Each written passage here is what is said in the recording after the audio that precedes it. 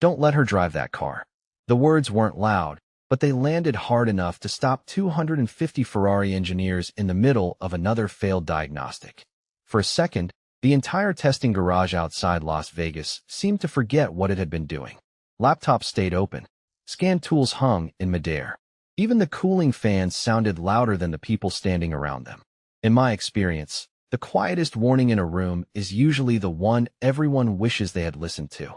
Daniel Hart stood near the service bay wearing a faded gray maintenance shirt with a company patch stitched over one pocket and grease still marking the edge of one sleeve from replacing an air compressor an hour earlier. He wasn't part of the engineering team. Nobody had invited him into the discussion. His 9-year-old daughter, Ruby, sat on an old folding chair beside his toolbox with a coloring book spread across her lap because her after-school sitter had canceled at the last minute. Amelia Vaughn turned slowly toward the voice. At 36, she carried herself with the calm confidence of someone used to making billion-dollar decisions before breakfast. As CEO of Vaughn Apex Holdings, she had flown in to witness the final validation test before presenting the performance program to investors the next morning. 3 days. That was how long the engineers had been chasing an electronic fault that refused to leave a trace. Every sensor had passed inspection. Every software update had been reloaded twice.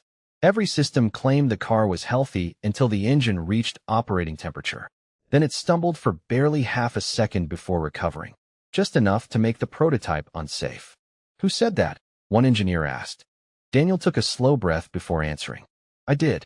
A few people exchanged amused looks. Someone near the back chuckled. Another engineer folded his arms. "Maintenance," he muttered. "Now we're taking advice from maintenance." Marcus Bell, director of operations, stepped forward with the practiced smile of a man who enjoyed correcting people in public. "Mr. Hart," he said, "unless you're here to replace light bulbs, I'd suggest getting back to work." Daniel didn't react. He simply looked at the Ferrari, listening. The engine idled for another few seconds before he nodded once to himself.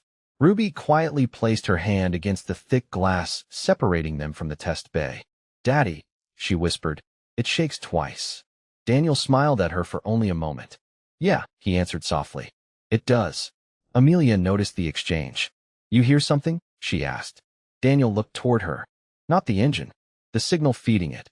More laughter drifted through the garage. Marcus shook his head. 250 certified engineers couldn't find this problem, but somehow you heard it while changing ceiling fixtures. Daniel met his eyes without raising his voice. "No, sir.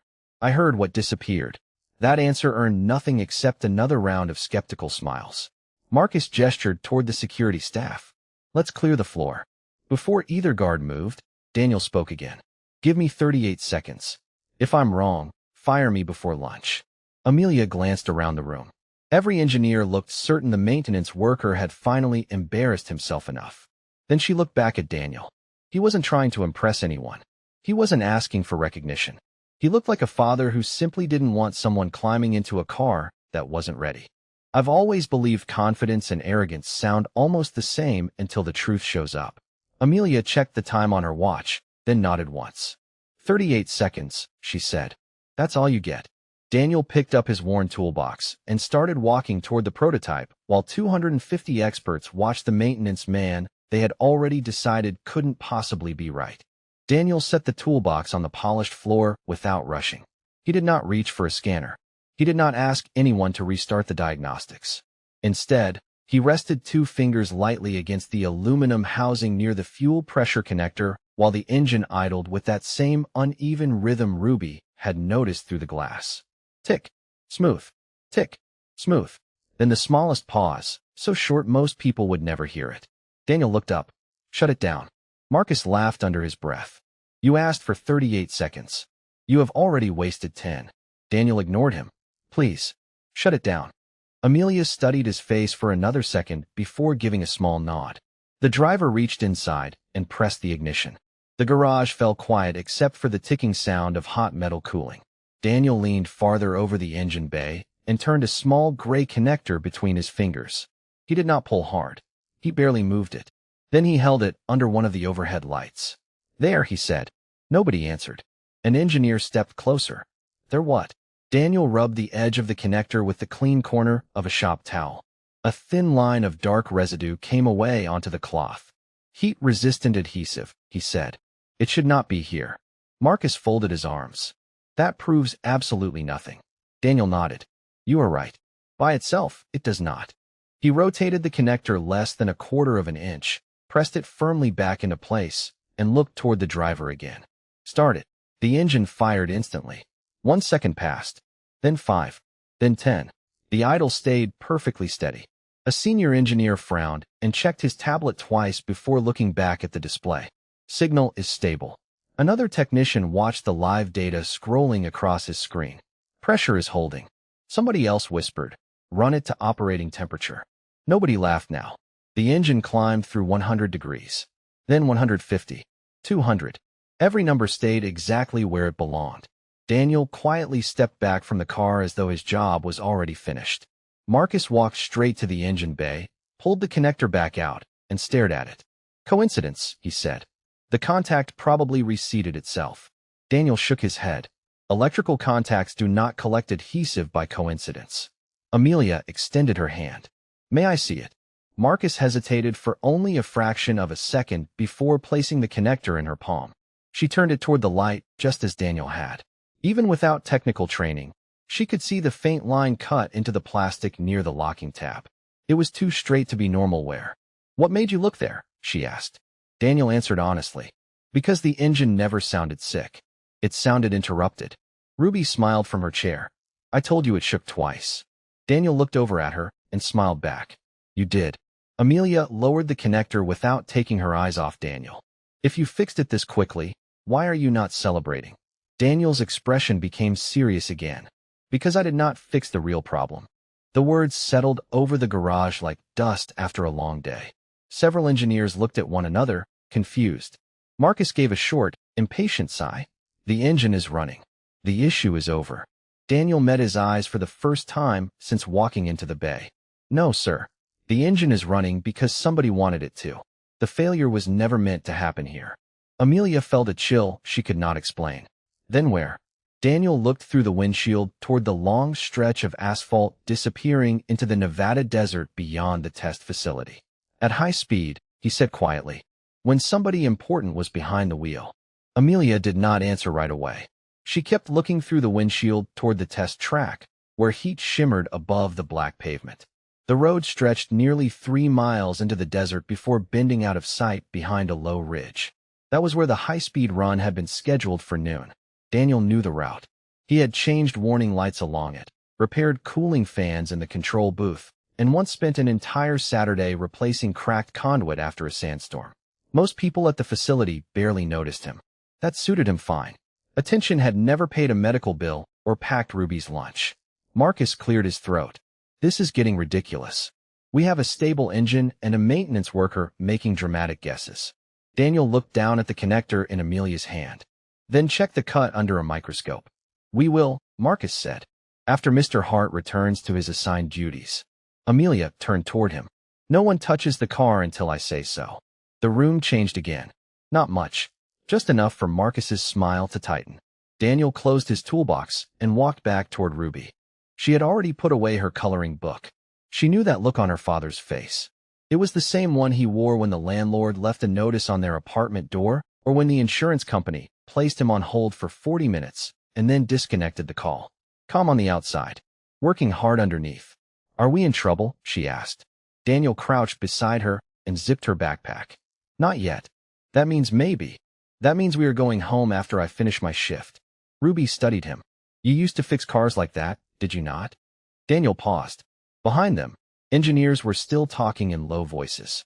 He did not like telling stories about his old life. Not because he was ashamed of it. Because some memories came with too many empty chairs. A few, he said. Fast ones. Fast enough. Years earlier, before Rachel got sick, Daniel had worked for a small racing team based in Phoenix. The garage had been hot, noisy, and always short on money. He learned without fancy equipment because the team could not afford much of it. He learned to read spark plugs, smell overheated wiring, and hear when an engine was trying to say something the computer had missed.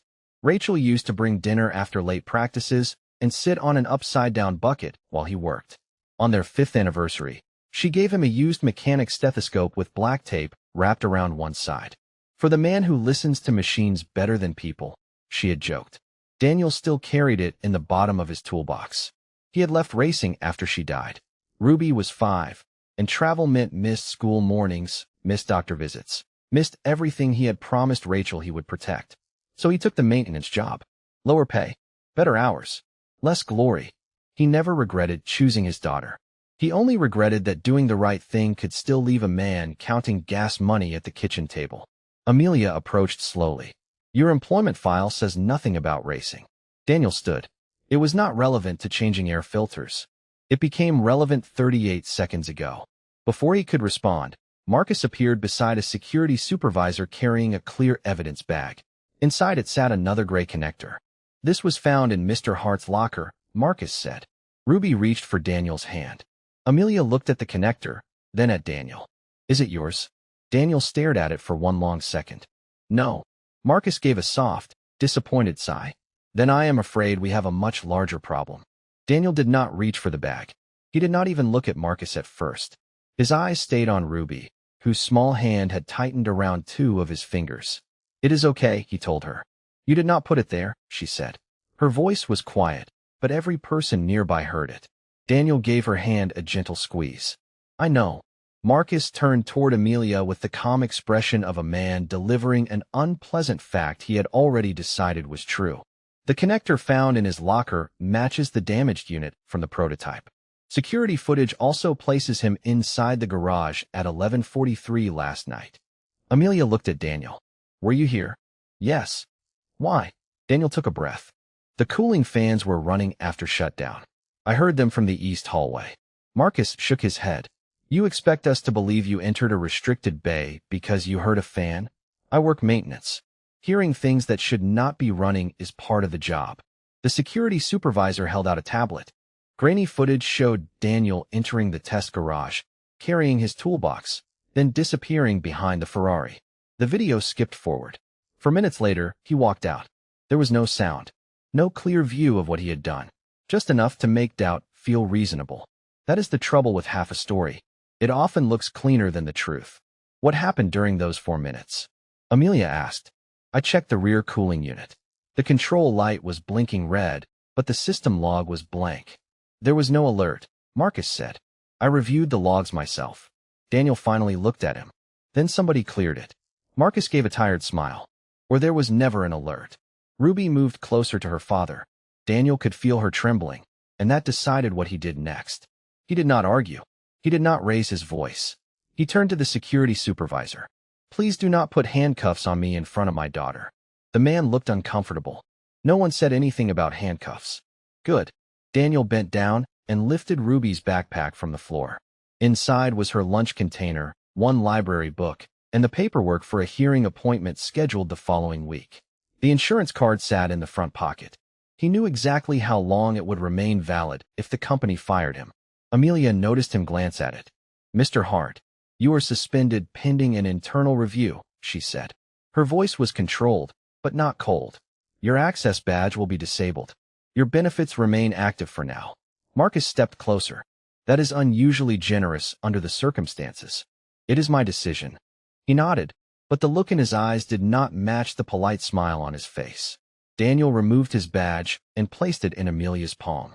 The damaged connector needs to stay sealed, he said. The cut should be photographed before anyone cleans it. Marcus reached for the evidence bag.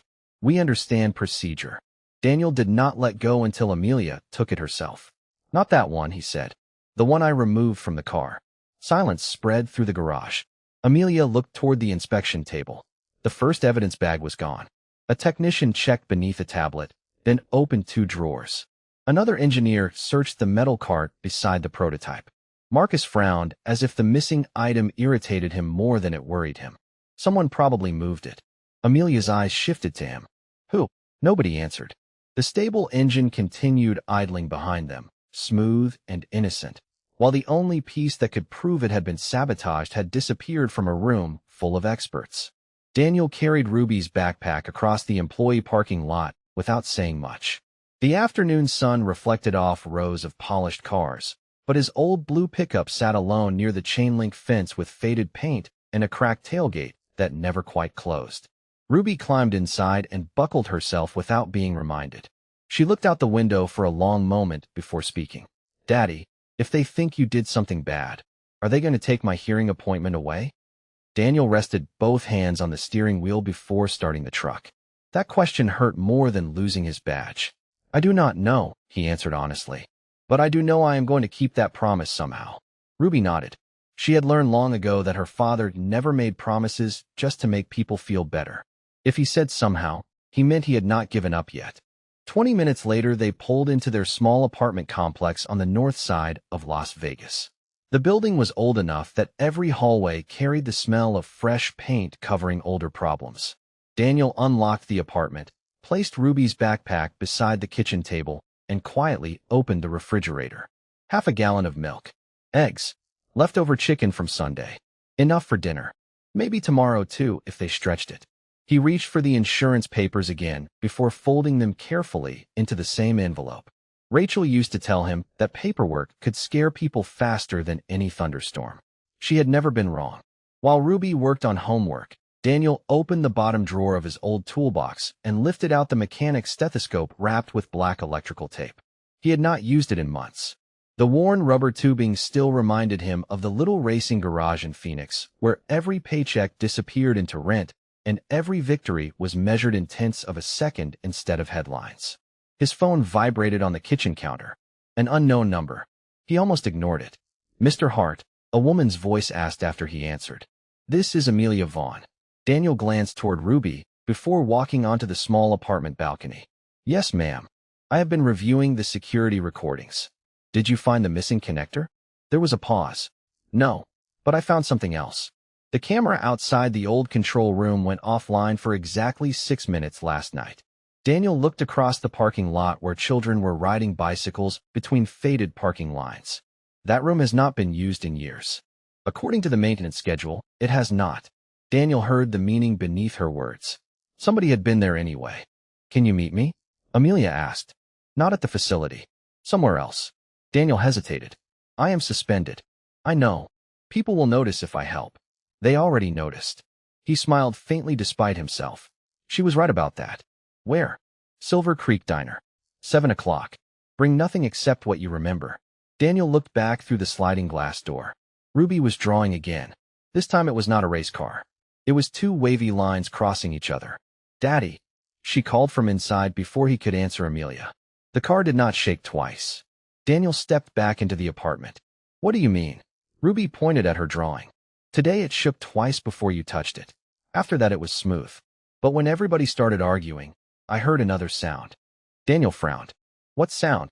Ruby tapped her pencil against the paper 3 slow times. Click, click, click. It was not coming from the engine. It came from the room behind the glass where all the computers are. Daniel's smile disappeared. Amelia heard only silence on the other end of the phone. "Mr. Hart?" she asked. Daniel looked at Ruby's drawing one more time. "Miss Vaughn," he said quietly. "I think my daughter just found the place we should start looking." Silver Creek Diner sat 2 miles from the test facility, tucked between a truck stop and an old tire shop where the neon sign buzzed louder than the traffic. Amelia arrived first wearing a dark baseball cap instead of a business suit.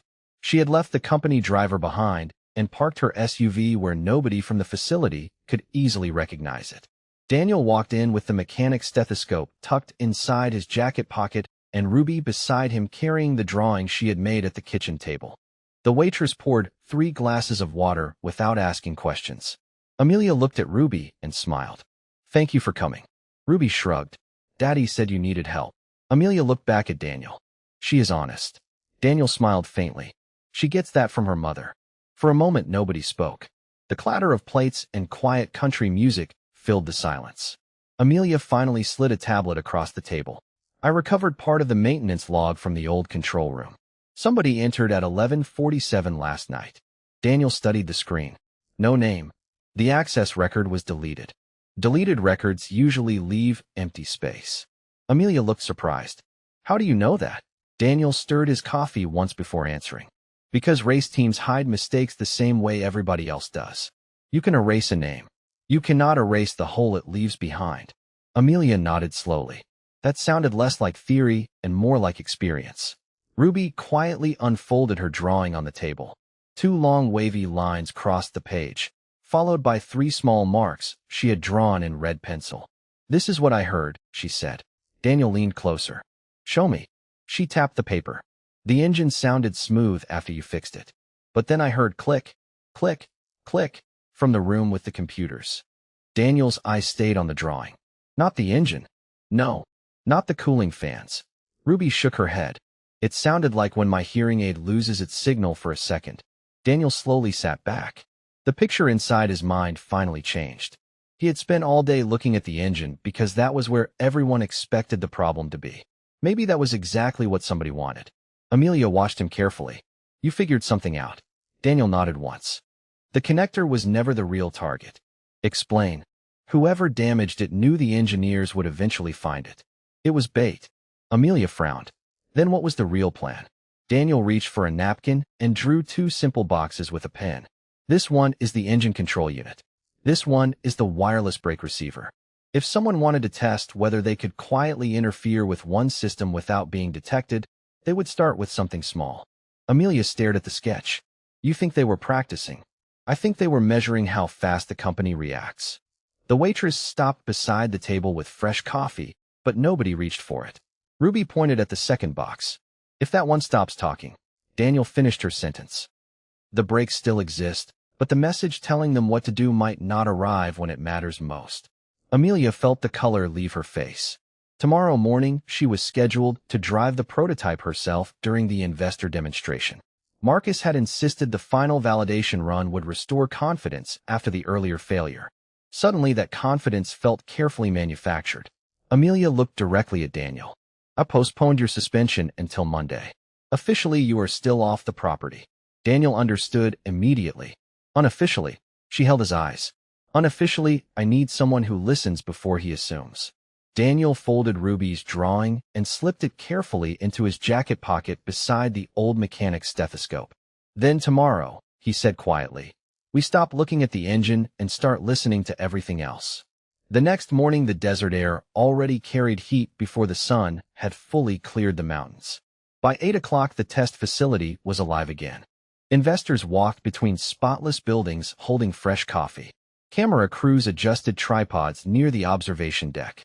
The prototype waited beneath bright lights as though nothing had happened the day before. Amelia stepped out of the conference center wearing a charcoal driving suit instead of her usual business clothes. She looked calm, but Daniel noticed she checked the car before she greeted anyone. That told him everything. She believed him now. Maybe not completely, but enough to look twice instead of once. Daniel had entered through the maintenance gate with temporary visitor paperwork Amelia arranged before sunrise. Officially, he was there only to inspect the cooling system in the control building. Unofficially, he carried the old mechanic's stethoscope in one pocket and Ruby's folded drawing in the other. Ruby stayed safely inside the visitor lounge with a retired receptionist named Helen, coloring quietly while watching the garage through the glass. "Do not wander," Daniel reminded her. She smiled. "I know. I listen better than I wander." He laughed softly. "Rachel used to say the same thing. Sometimes children keep people alive in ways they never understand." Daniel crossed into the old control room while the engineers crowded around the Ferrari outside. Dust-covered equipment that had supposedly been retired years earlier, yet one monitor still felt warm when he placed his hand against it. Somebody had been using the room recently. He knelt beside a communications cabinet and slipped the stethoscope against the metal housing. At first, he heard only the steady hum of cooling fans. Then it came. Click, click, click. Exactly the rhythm Ruby described. Not mechanical, electronic, like a relay opening and closing for no reason. Daniel followed the sound to a small wireless control module tucked behind a panel that should have been disconnected months earlier. Fresh fingerprints marked the screws. The paint around one edge had been scratched only hours before. His phone vibrated. "Amelia, we are starting the demonstration," she whispered. "Anything." Daniel kept his voice low. "Do not begin the high-speed run. Marcus is already introducing the investors." Daniel removed the panel completely. A thin transmitter no larger than a deck of cards sat hidden behind the wiring harness with a tiny green light blinking every few seconds. It did not belong there. "Amelia," he said, "there is an external transmitter connected to the old control network." Silence. Then she asked, "Can it reach the car?" Daniel traced the cable with his fingers. It disappeared into conduit leading directly toward the active testing systems. Yes. Outside, applause echoed through the loudspeakers as Marcus welcomed the guests and praised the engineering team's determination after several difficult days. Daniel closed his eyes for 1 second. It fit too neatly. The missing connector, the deleted access records, the fake evidence in his locker. None of it had been the real attack. It had only kept everyone's attention pointed in the wrong direction. Amelia spoke again, her voice tighter now. "Marcus is asking me to get into the car." Daniel looked at the blinking green light inside the cabinet. It suddenly changed to solid red. His heart sank. "Do not touch the ignition," he said. "Whoever installed this just activated it." Amelia slowly lowered her hand from the driver's door without letting anyone notice the movement. Marcus was still speaking to the investors, smiling as cameras followed every word. The applause faded. People expected the demonstration to begin. Instead, Amelia looked toward the lead engineer. "Give me 2 minutes. I want one last systems check." Marcus laughed politely. "Everything has already been verified. Then 2 minutes will not hurt." She walked away before he could object and slipped behind the display garage where her phone was still pressed against her ear. "Daniel, tell me exactly what you found." Daniel kept one hand on the hidden transmitter while studying the wiring. "This module should not exist. It is tied into the old control network, but somebody bridged it into the active communication line. If it sends the wrong command at the wrong moment, the car could stop listening to part of its control system." Amelia closed her eyes. "Can you disconnect it?" "Not yet." "Why?" "Because if I pull it now, whoever installed it will know we found it. I need to see where the signal comes from."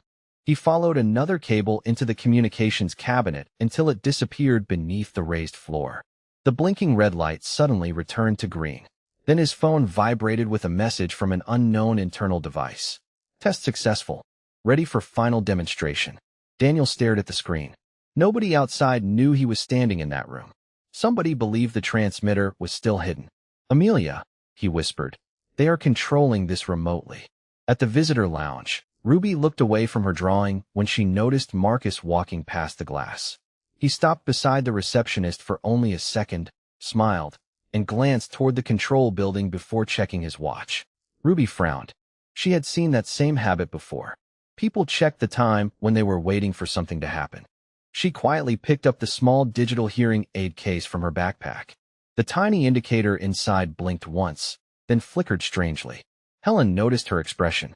"Everything all right, sweetheart?" Ruby nodded slowly. "My hearing aid only does that when something nearby is sending interference." Helen looked around the quiet lounge. "Interference?" Ruby pointed toward the control building. From over there, Daniel heard another faint click through the mechanic's stethoscope. It was no longer random. It repeated every few seconds with perfect timing. Someone was testing the connection again and again. He followed the sound to a narrow maintenance tunnel beneath the control room where another equipment cabinet sat hidden behind a locked metal panel. The lock had fresh scratches. He opened it carefully and found a portable battery pack feeding the transmitter through a cable that had been painted the same color as the wall to avoid attention. Nobody installs something like that by accident. Amelia's voice came through the phone again. "Marcus is becoming impatient. He wants me in the car now." Daniel looked at the battery pack, then at the blinking transmitter. "Do not refuse him." Amelia froze. "What? If you refuse now, whoever planned this will disappear before we learn who it is. You want me to pretend everything is normal?" "Yes." "Walk toward the car. Smile for the cameras. Buy me 1 more minute." Amelia took a slow breath and turned back toward the crowd. Marcus welcomed her with an easy smile as photographers raised their cameras again. Daniel slipped the mechanic's stethoscope back into his pocket and reached for the power cable feeding the hidden transmitter. Just before he disconnected it, he noticed a small white label attached to the battery. It was not a serial number. It was an employee equipment tag, and printed across the top, clear as daylight, were the words, "Operations Department," assigned to Marcus Bell. Daniel took one photograph of the equipment tag before disconnecting the hidden transmitter. The blinking light went dark. He slipped the battery pack into an evidence bag from the maintenance cabinet and hurried toward the demonstration area. Outside, Amelia stood beside the Ferrari with one hand resting lightly on the roof while investors waited for the presentation to continue. Marcus smiled at the crowd as though nothing had changed. "Ladies and gentlemen," he said, "thank you for your patience." Before Amelia could reach for the driver's door, Daniel's voice carried across the garage. "Miss Vaughn." Every head turned. Marcus's expression hardened for only an instant before the smile returned. "Security," he called calmly. "Mr. Hart is suspended." Daniel did not argue. He simply held up the clear evidence bag. This transmitter was connected to the old control network. Marcus laughed. A maintenance worker finds an old electrical part and suddenly thinks he solved a conspiracy. Amelia walked toward Daniel instead of the car. "Show me." Daniel handed her the bag, then opened the photograph on his phone. The battery powering it carries an operations department equipment tag assigned to Marcus Bell. Silence settled over the room. Not dramatic, just the kind of silence that comes when people begin questioning what they thought they knew. Amelia looked at the tag, then at Marcus. "Is this your equipment number?" Marcus hesitated. It was only a second, but sometimes 1 second tells the whole story. "Equipment moves between departments," he replied. "That proves nothing." Daniel nodded. "By itself, no. But the deleted access records, the missing connector, the false evidence in my locker, and this transmitter all point in the same direction." Amelia turned toward the head of corporate security. "Secure the prototype. Secure the control room. No one leaves until every access log is preserved." Marcus opened his mouth to object, but nobody moved to support him. The same engineers who had laughed at Daniel the day before were already comparing equipment records on their tablets. Within minutes, one senior technician quietly spoke up.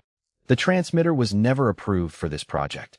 Another engineer added, "The equipment tag was checked out under operations yesterday morning." Marcus lowered his eyes. He had run out of places to hide. Several weeks later, an independent investigation confirmed that unauthorized equipment had been installed and evidence had been manipulated during the testing program. Amelia released a public statement accepting responsibility for strengthening oversight instead of pretending nothing had happened. Daniel was invited back, not as a maintenance worker, but as the lead field diagnostics advisor for the new safety review team. He accepted only after one condition. Every technician, mechanic, and maintenance employee would have a direct way to report safety concerns without fear of being ignored because of a job title. Amelia agreed without hesitation. Ruby finally received her hearing appointment, and when she walked out wearing her updated hearing device, she smiled at her father. "Everything sounds clearer." Daniel smiled back. "That is a good day then." A month later, Amelia stopped by the maintenance shop carrying the old mechanic's stethoscope Daniel had accidentally left during the investigation. She handed it to him. "You should keep this."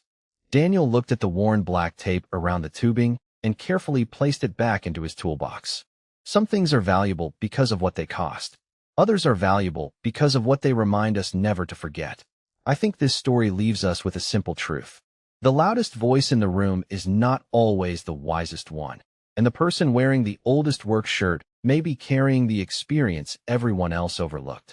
Real character is often found in ordinary people who keep doing the right thing even when nobody is watching. If we learn to listen before we judge, whether at work, at home, or anywhere in between, we might prevent more than mistakes. We might protect each other, and that is worth far more than recognition alone.